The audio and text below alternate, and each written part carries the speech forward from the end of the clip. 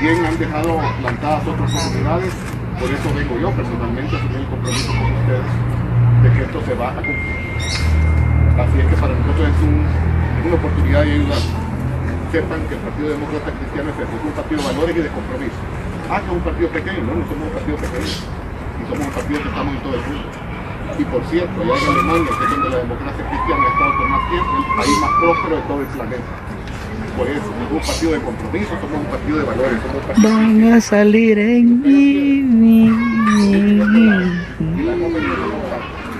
No somos los mismos de siempre, y tenemos nada que ver con los últimos 30 años, que se le cobren a otros, porque no es la democracia cristiana quien ha estado en el poder los últimos 30 años.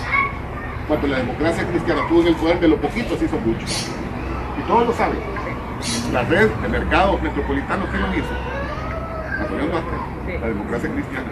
Estos andan empeñando al país entero para hacer un puentecito o para hacer no sé qué cosas. La reforma agraria, y la hizo el presidente Eduardo, que después la trastocaron otros, de tal manera de que no somos los mismos de siempre. Y si somos los mismos de siempre, por nuestros valores y nuestros principios, y nuestras manos están limpias. Y una característica del Partido Demócrata Cristiano es que es un partido humanista, no del diente al labio. Si ustedes harán una comparación, nosotros andamos caminando por los distintos y asumimos compromisos directos con la gente. No asumimos compromisos con cartas o allá de un escritorio. Vamos a donde la gente y nuestras necesidades están. No son personas que han participado anteriormente en política.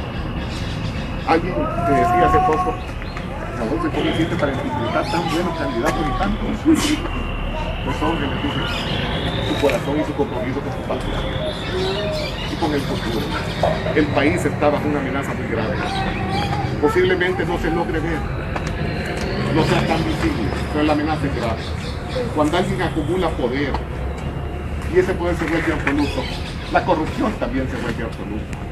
Pero está dejando desprovistos a 262 municipios.